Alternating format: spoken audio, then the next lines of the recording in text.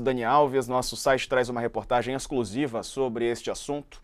Choro, riso e fuga da mídia. Como vítima recebeu a sentença de Daniel Alves. Você viu aqui no UOL mais cedo, né, a condenação de Daniel Alves. Eram 10h05 da manhã no horário de Barcelona, 6h05 no horário de Brasília, quando uma foto foi enviada do Tribunal Superior de Justiça de Barcelona para um escritório de advocacia no centro da cidade. Era uma imagem da última página da sentença que condenou Daniel Alves a 4 anos e 6 meses de prisão por estupro.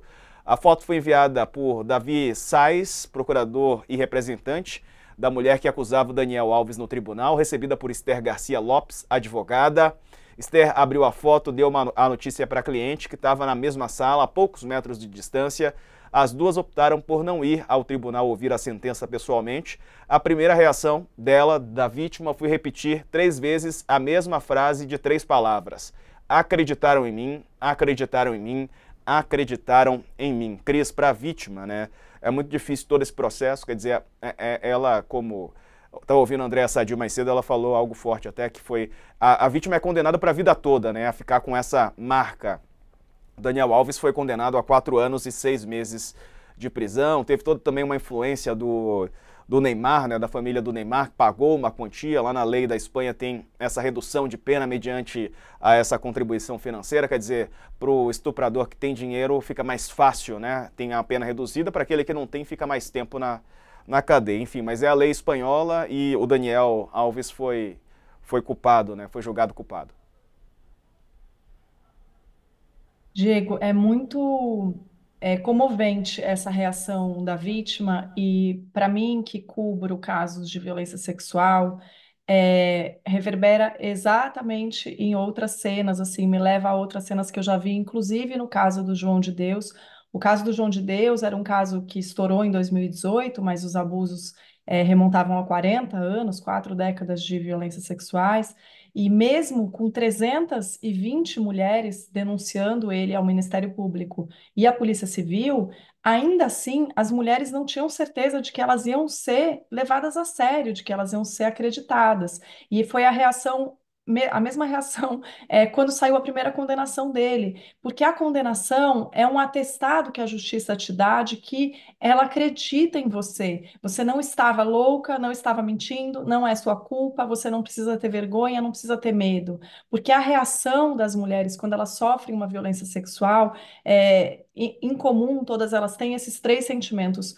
O medo do que vai acontecer, o medo de denunciar, o medo do que qualquer outro homem pode fazer com você, né? O trauma que fica permanentemente acompanhando o seu corpo. A gente, a mulher, já sente medo, mas depois desse trauma, esse medo é muito potencializado. A culpa, porque a sociedade olha para a gente como se a gente tivesse feito alguma coisa para merecer aquilo. Então, é a roupa que você estava vestindo, é a boate em que você foi, é o que você bebeu, é por que que você deixou, por que que você entrou naquele banheiro. A gente cansou de escutar esse tipo de argumentação no próprio caso Daniel Alves.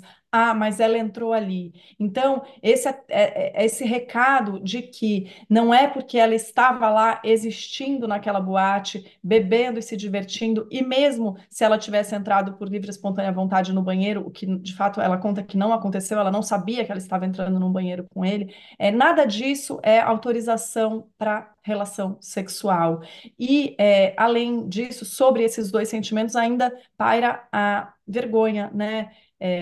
Então, eu falei do medo, eu falei da culpa e falei da vergonha. Estou falando desses 3 sentimentos porque eles são comuns às vítimas de violência sexual. E eu falei que eu ouvi o choro das mulheres na condenação, que na primeira sentença recebida pelo João Teixeira de Faria, que foi uma sentença por casos específicos, mas que as outras vítimas também se sentiram contempladas, mesmo as de casos prescritos, porque é esse atestado de que acreditam na palavra delas.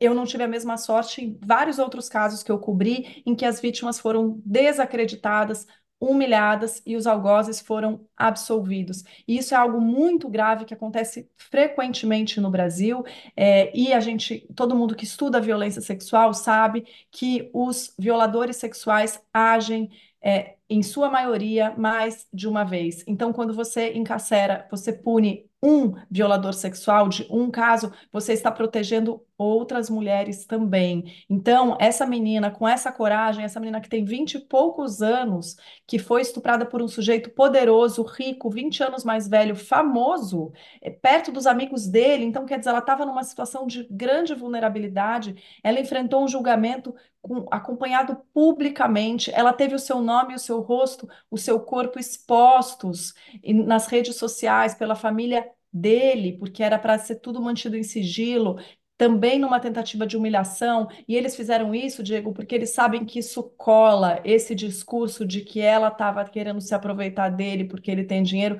esse discurso cola. Então, a condenação, Diego, eu quero muito chamar a atenção para isso.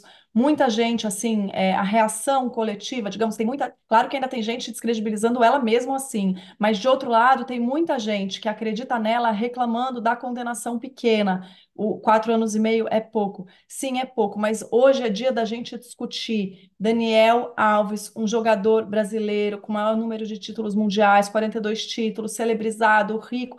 Daniel Alves está condenado, foi considerado culpado, essa vítima foi acreditada, e isso é muito simbólico, importante, inédito e abre precedentes muito, muito grandiosos para a gente trazer a discussão para o Brasil. Um, combatendo a misoginia no futebol, porque é uma área que a gente sabe que tem muitos outros violadores soltos por aí, e não à toa eu escrevi na coluna hoje, estão todos num preocupante silêncio, conivente silêncio, para não dizer da cumplicidade do Neymar ao pagar a indenização para abater a pena do amigo, coisa que ele fez mesmo, segundo o furo do próprio UOL.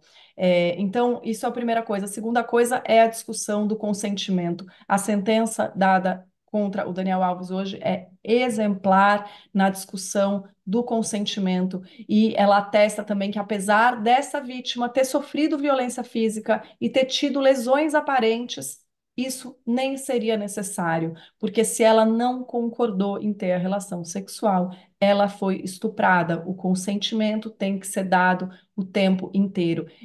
Isso a legislação brasileira não prevê, e isso é uma coisa, é um dos pontos em que a gente pode evoluir, além, claro, da aplicação do protocolo que foi utilizado na boate, que salvou um longo caminho dessa garota.